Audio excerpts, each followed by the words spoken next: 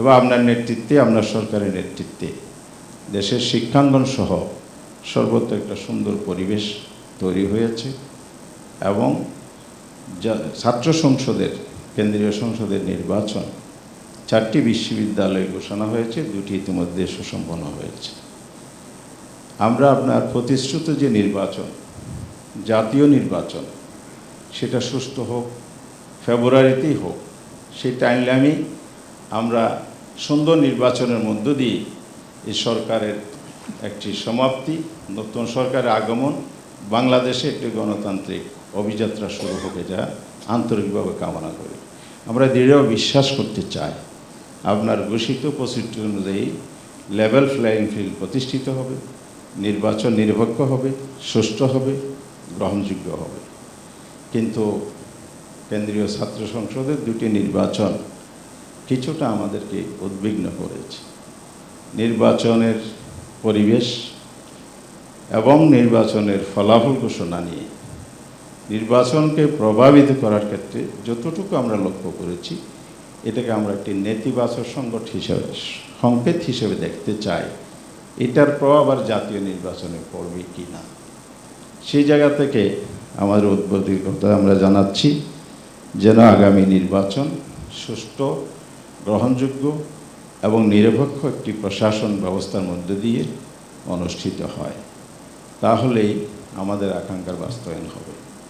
এই জন্য আমরা বলতে চাই, আজকে যে সংস্কারের মধ্যে দিয়ে জাতীয় সনদটা হতে যাচ্ছে, এটার একটা সমাপ্তি সুন্দরভাবে হোক।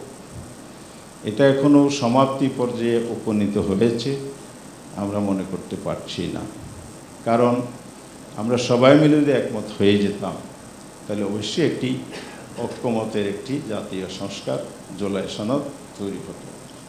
এখানে 84টি বিষয় 2 পর্বে আলোচনা হয়ে ঐক্যমত আমরা হয়েছি, যদিও নোট অফ ডিসেন্ট আছে, থাকতে পারে দ্বিমতের ভিত্তিতে সুপ্রিম কোর্টের রায়ও হয়, সেটা কিন্তু রায়।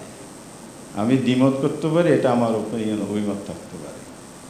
আমরা একটা বিষয়ে এরকম অভিমত দিয়েছি, অন্যান্য দলও হয়তো কিছু দিয়েছে। আমরা আশা করব ঐক্যমতের ভিত্তিতে যদি সনদটা প্রণীত হয়, তাহলে যে আমাদের কাঙ্ক্ষিত নির্বাচনটি অপেক্ষা মানবে, ফেব্রুয়ারিতে হবে, সেটা এই সনদের ভিত্তিতে হলেই সুষ্ঠু এবং নিরপেক্ষ হবে, গ্রহণযোগ্য হবে।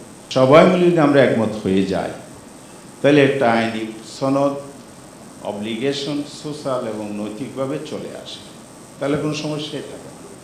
আমরা এটাই চাই, আমাদের দলের পক্ষ থেকে আমরা সবাই মিলে যেন একমত হতে পারি, এটা আমরা 1 নম্বরে চাই।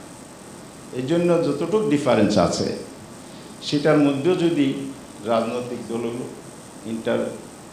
ডায়লগ যদি নিজের পার্টি ডায়লগ করতে পারে, সরকার উদ্যোগ নিতে পারে, আজকে যেমন উদ্যোগী হয়েছে, এক্ষেত্রে আমরা সবসময় আন্তরিক থাকব। এবং এক্ষেত্রে আমরা অতীতেও ছাড় দিয়েছি, আমরা এগিয়ে এসেছি দেশের সাথে, রাষ্ট্রের সাথে, সে মনোভাব আমরা এখনও পোষণ করি। যদি সেখানে ব্যর্থ হয়, আমরা আশা করি এটা হবে, আমরা আশা করি হোক। কোনো কারণে যদি আমরা কোনো পক্ষ থেকে যদি এটা একমতে পৌঁছতে না পারি, তাহলে আমাদের আহ্বান থাকবে, আপনাদের এই অক্লান্ত পরিশ্রম পুরো জাতি যার দিকে তাকিয়ে আছে, বিশ্ববাসী তাকিয়ে আছে, সেটা যেন সুন্দর সমাপ্তি ঘটে এবং এটা যেন একটা আইনি ভিত্তি পায়। আইনি ভিত্তি কীভাবে হবে আমরা লিখিত দিয়েছি। আর দ্বিতীয় অপশন আমরা রেখেছি গণভোট। যদি আমরা একমত হতে না পারি, সরকার একমত হতে পারলো না, রাজনৈতিক দল একমত হতে পারলো না, তো যাদের অভিপ্রায়ে অন্তর্বর্তীকালীন সরকার এবং সেই সরকারের প্রতিশ্রুতি, সেটা বাস্তবায়নে আমরা জনগণের কাছে যেতে পারি। জনগণ গণভোট দিবে। গণভোটের ইতিহাস বাংলাদেশে আছে, প্রশাসনিক গণভোট আছে, কনস্টিটিউশনাল রেফারেন্ডাম আছে। এগুলোর পথ ধরে যদি আমরা এই অর্ডারটাকে, এই সনদটাকে যদি গণভোটে চলে যায়, তাহলে জনগণ যেটা রায় দেবে আমরা সেটাই মানব।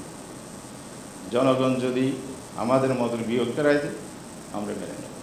পক্ষে দিলে তো সবাই মিলে জনগণের মেনে নেব, এটাই আমাদের প্রত্যাশা।